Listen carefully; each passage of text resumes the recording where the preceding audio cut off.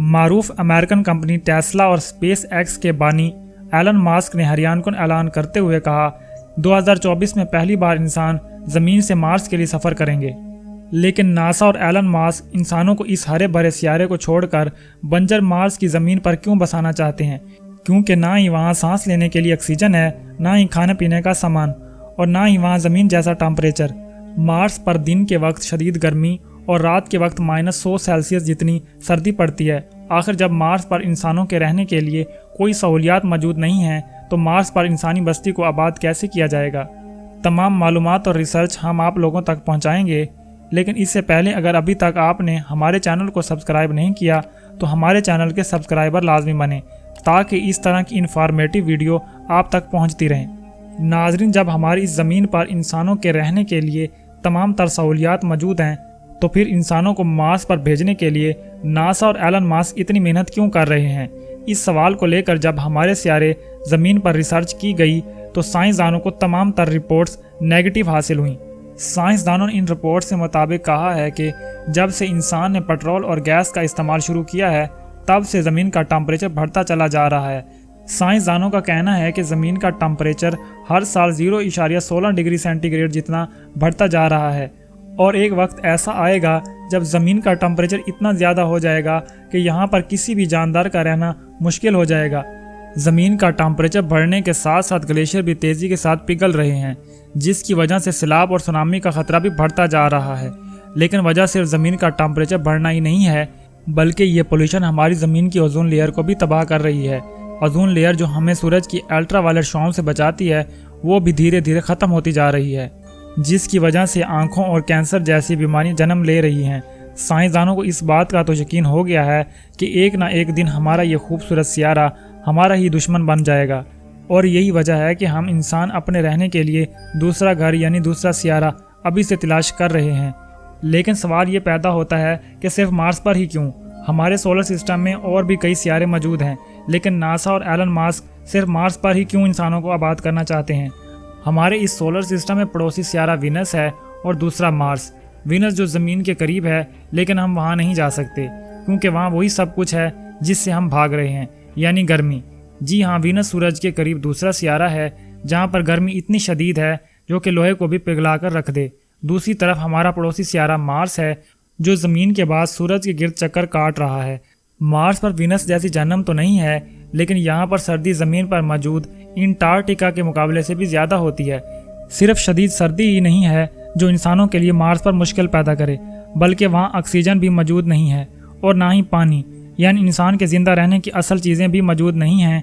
Mars पर कुदरती तौर पर मौजूद ऑक्सीजन की मिकदार 0.2% यानी ना होने के बराबर है।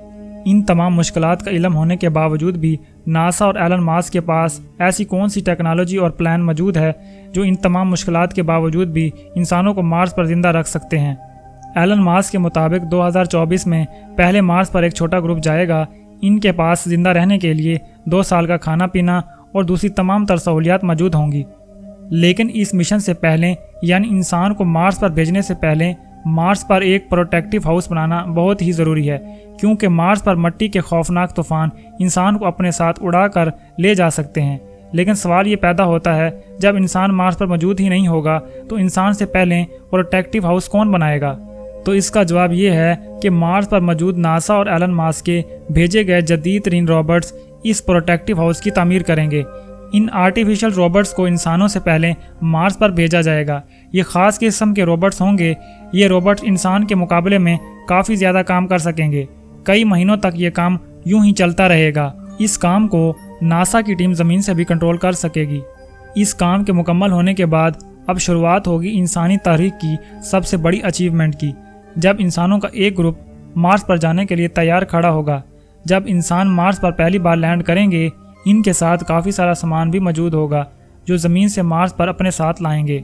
मार्स पर उनके लिए कोई एयरपोर्ट तो मौजूद नहीं होगा जहां पर उनको शान शौकत से लाया जाए, लेकिन वहां पर मौजूद रोबोट्स इंसान को मार्स की सतह पर वेलकम करेंगे और इन दूर से आए मुसाफिरों का सामान उठाकर इनके बेस यूनिट तक ले जाएंगे जो इन्होंने इंसान की रिहाइश के लिए बनाया होगा। इन छोटे छोटे यूनिट्स में ज़मीन जैसा माहौल होगा, यानी ऑक्सीजन, नमी वगैरह जो इंसान को ज़िंदा रखने के लिए ज़रूरी है। یہ سارے یونٹ ایک دوسرے کے ساتھ جڑے ہوں گے اور ان کو الیکٹریسٹی مہیا کرنے کے لیے سولر پینل لگا کر بجلی فراہم کی جائے گی۔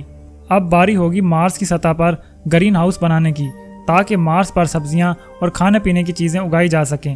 سائنسدانوں کا کہنا ہے کہ مارس پر شروع میں صرف آلو اور پیچ اگائے جا سکیں گے۔ گرین ہاؤس میں جیسے جیسے پودے بڑے ہوتے جائیں گے، ان میں آکسیجن کا عمل بھی شروع ہوتا جائے گا، جو کہ مارس پر انسانوں کے لیے بے حد خوشی کی بات ہوگی۔ یہ پودے مارس پر انسانوں کے کھانے کی ضروریات کے علاوہ ان کو آکسیجن بھی فراہم کریں گے۔ اب رہی مارس پر پانی کی مشکل، تو اس کا حل بھی مارس پر موجود روور پہلے سے ہی تلاش کر چکا ہوگا۔ جی ہاں، مارس کی سطح کے نیچے کافی مقدار میں آئس موجود ہے، جس کو پگھلا کر پانی میں تبدیل کیا جائے گا اور پانی کو پینے لائق بنایا جائے گا۔ اسی طرح وقت گزرنے کے ساتھ ساتھ انسان مارس پر بغیر زمینی سہارے کے زندہ رہ سکے گا اور مارس پر اپنا گھر بنا لے گا جیسے وہ زمین پر موجود تھا۔ تو ناظرین، کیا ناسا اور ایلن ماسک اپنے پلان میں کامیاب ہو جائیں گے، اور کیا ناسا کبھی مارس پر کالونی بنائے گا؟ اپنی رائے کا اظہار کمنٹس میں لازمی کریں۔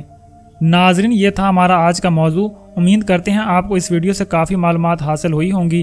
مزید اس طرح کی معلوماتی، سائنسی اور اسلامی ویڈیو دیکھنے کے لیے ہمارے چینل کو سبسکرائب لازمی کریں۔